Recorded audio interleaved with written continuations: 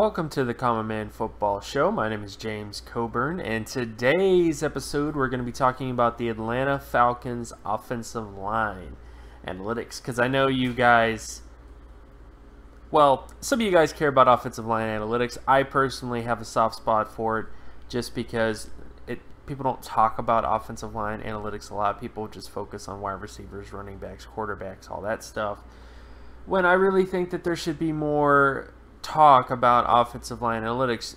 In particular, Justice Mosqueda is planning on doing some forced player stuff for offensive line, and just like with his data, most likely there are clear correlations to success for offensive linemen that are above average athletes.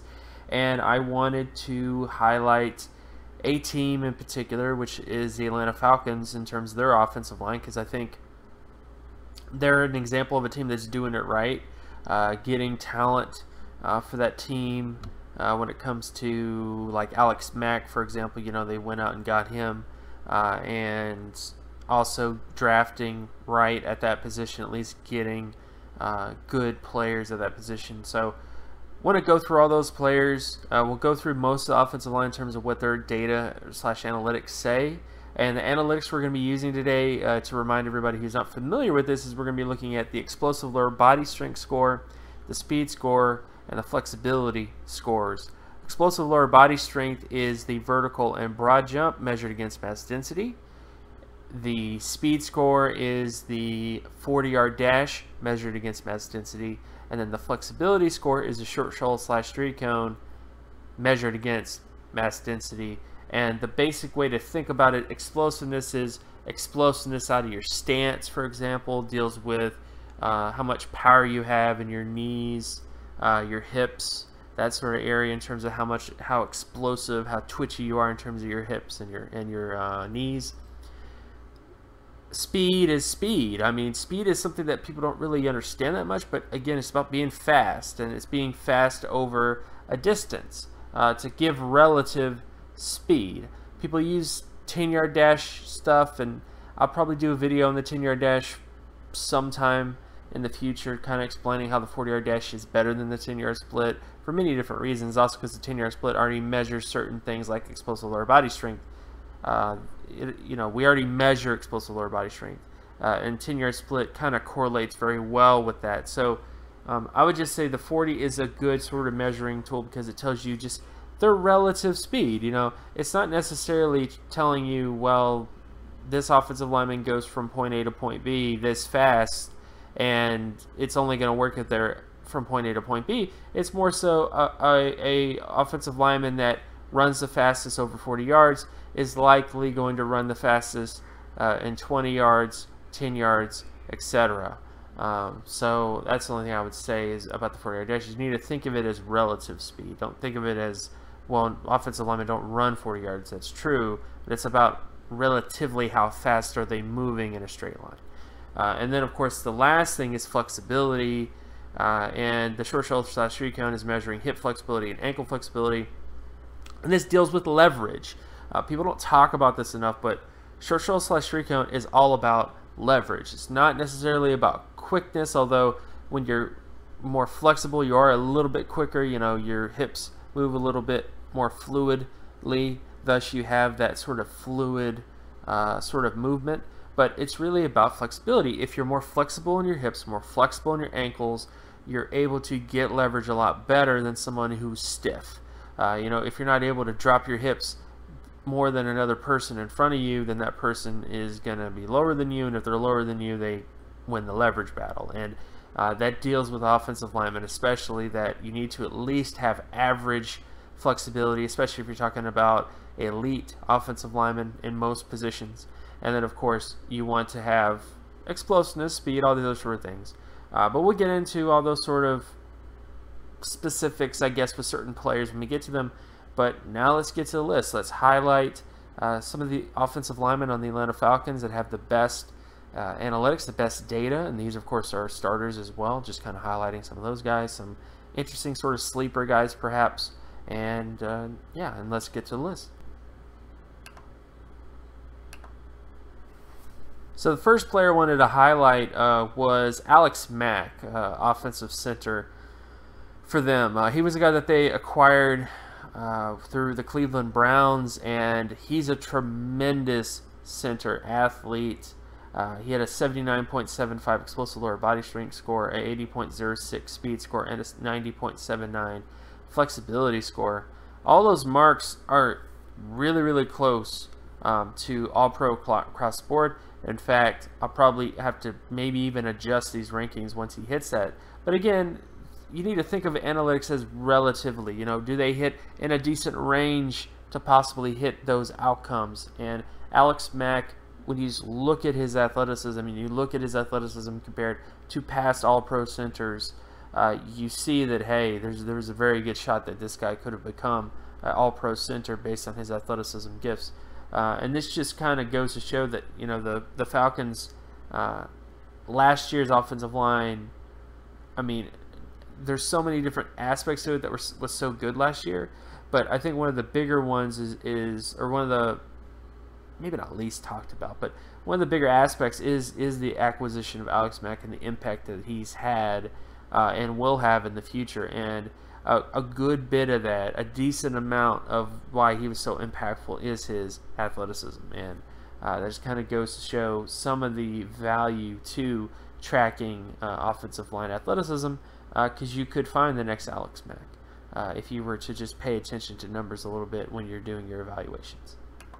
Then we have Andy Levitre. Levitre is another guy that was more so a free, an acquisition. You know, he was originally on the Buffalo Bills, then became an Atlanta Falcon, and based on his data, he's another guy who is impressive with a 77.55 explosive lower body strength score, a 42.35 speed score, and a 79.51 flexibility score. You may look at these numbers and go, well, his speed is so bad it doesn't hit the Pro Bowl threshold, but his athleticism gifts fit a ZBS scheme. If you think about a zone blocking scheme, you're looking for quickness, explosiveness, and leverage. Hit the target, get leverage on the target, and hold up long enough so that the running back can get through the hole. And that's the types of qualities that Andy Levitre has. I mean, this is the type of athlete you're trying to find for a ZBS scheme, is someone who is explosive and flexible to maintain leverage. And Levitre has all those marks, across the board. He's explosive, he's flexible, and he's not the fastest guy, but the type of scheme that they run there fits his athletic gifts the most. And this is just kind of going to show that, when it comes to offensive line athleticism, you shouldn't be thinking about who's the most athletic guy, who's the fastest guy, right? You should be thinking about it as, what's the scheme I'm running? What type of athletes do I need to run this scheme? And once you find that out, then you go out and you get those types of athletes. And it should be no surprise that Andy Levitre, with his athletic gifts of explosiveness and flexibility, has been a big part of why this offensive line is so good, at least when it comes to the ZBS line. So I'm very excited to see how he grows in this offensive line in the future. But the bottom line is I think he was a great pickup for them, to go out and get a guy of his talents, and it's showing up on the football field, showing up on Sundays, guys, because great player for this type of scheme, and fits all the sort of marks that you want because of his athleticism. Then, of course, I wanted to talk about a rookie. They acquired Keizur. He is I believe they have him at guard, at least an interior offensive lineman from Portland State. And based on his athleticism, he's a 98.74 explosive lower body strength guy, a 81.44 speed guy, and a 70.35 flexibility guy. Tremendous athleticism across the board. And I'm super excited to see where he falls. He is someone that I've highlighted as a potential sleeper guy who... It's not to say that the Falcons have a bad offensive line by any stretch of the imagination. They do have some positions that could use a little bit of an upgrade. And we'll talk about a couple of those spots. But I think that Keizur, at least at the right guard spot, basically starting the ideal offensive line for the interior based on athleticism data would be Levitre, Alex Mack, and then Keizur. So that would be like the sort of ideal, this is what's going to happen if the data wins out, this is what would happen. So I want to see how he turns out. He's a great athlete, as you can tell based on his numbers, and I think it's just really exciting when you get a guy like this, and just to kind of see what happens in the future, because he has all the sort of marks that you're looking for in terms of a really special guard or interior offensive lineman, and I really want to see how he develops and what happens in preseason and, of course, the regular season with him in the future. Then we have Jake Matthews. Jake Matthews is probably one of the first picks that the Falcons got that actually was a pretty decent pick, in terms of offensive lineman investment. He has a 72.34 explosive lower body strength score, 89.66 speed score, and a 97.54 flexibility score. I had no idea why Greg Robinson was the top tackle that year. Based on the data, Jake Matthews has the classic sort of elite or potential elite left tackle athleticism, and he so far is turning himself into one of the best offensive tackles in the NFL. And I don't think there's no doubt in my mind that some of it is because of just how athletic he is. He's super fast, super flexible, elite flexible when it comes to just his flexibility, and I'm super excited to see how he develops in the future as well. And it's probably one of those things that you hit on a pick really well, and I think Jake Matthews is one of those kind of underrated selections from the 2014 class in particular, based on his athleticism data. Then we have Ryan Schrader, the right tackle for them. Based on his athleticism, he has a 75.66 explosive lower body strength score, a 62.43 speed score, and an 80 flexibility score. Another guy that, when you think about ZBS, zone blocking scheme, has all the markers that you want. Above average explosive, above average flexible, not super duper fast, does have Pro Bowl. He does at least hit the Pro Bowl threshold for speed. And overall, he is a Pro Bowl athlete. Like, that's his potential based on his athleticism. But the big ones for me that I focus on a lot is what's the scheme that they're doing and what are the type of athletes that they're targeting. And this is the type of athlete. They're looking for explosive, flexible athletes, and or a combination of those. A guy that's explosive or a guy that's flexible. And I think Ryan Schrader just fits that really well in terms of what they're looking for in terms of offensive linemen.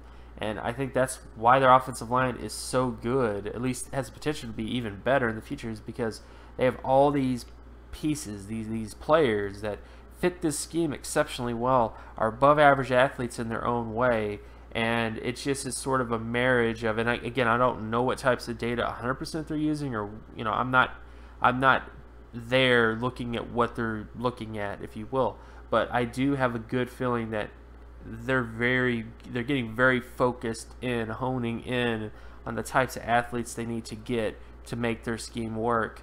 And Ryan Schrader is a testament to that, in my opinion, based on his athleticism data. And then the last player I wanted to talk about was Wes Schweitzer. I'm probably saying that wrong. Sorry. But based on his athleticism, he has a 50.48 explosive lower body strength score, a 67.15 speed score, and a 56.67 flexibility score. This is a guy that I would, as an analytics guy, I would possibly like Keizur possibly beating out, but he has Pro Bowl athleticism thresholds. His explosiveness hits the threshold it needs to hit for a Pro Bowl player. His speed hits the threshold it needs to hit for a Pro Bowl player, and he has at least the minimum threshold in terms of flexibility to become a Pro Bowl player. So he has all the markings, all the things that you need for him to be a special player, and hasn't exactly been that yet. Keizur is just a better overall athlete, as I already showed, and maybe I'm being too sparky about it, but whether he wins the job or not, you're still going to have a guy in Wes Schweitzer who's an above-average athlete at a guard position. So I think when you look at this offensive line in general, whether Keizur wins that spot or not, which is really only going to, like, Keizur is almost doubly as athletic. He's more explosive, he's faster, he's more flexible. But even if that guy doesn't win, you still have a guy who at least has decent overall athleticism at that guard spot. And that's the most important thing to take away from this, is that Wes Schweitzer is kind of your weakest link as an athlete, but he's still very good when it comes to NFL standards. And he's another guy that he's one of the reasons I wanted to get this Falcon team out there in terms of their data on paper in terms of offensive line, because it's an example of a team that's doing it right. You always want to improve, but even if he is the starter this year and Kaiser doesn't really win that spot, it doesn't matter. Wes Schweitzer still has the stuff, the goods, if you will, to continue on and be a decent overall player in the NFL. So in conclusion, when you look at the Atlanta Falcons offensive line, it's clear to me that what I think is so good about this offensive line is it's not like the Cowboys or the Titans in terms of how they're, the Cowboys and Titans line are built for power run game. They have athletes that are super fast, really above average, significantly above average speed with significantly above average flexibility, except for the center spot where they kind of just look for explosiveness. The Falcons are a team that's taken a bit of a different approach, but it's still good because they're looking for guys. Jake Matthews definitely would fit with that Dallas Cowboys mold, but guys like Andy Levitre, Kaiser, and Ryan Schrader, those guys have more of the athleticism traits of like classic ZBS guys, the guys that you want to find, the guys that the types of athletes that people kind of ignore at times. When an offensive lineman runs slow than you wanted him to, and people go, oh, you slow, or oh, speed doesn't matter. This is one of the reasons why speed matters. It does. But when you have a guy who isn't necessarily very fast, but is very explosive and very flexible, you get this type of result when you're talking about this type of player.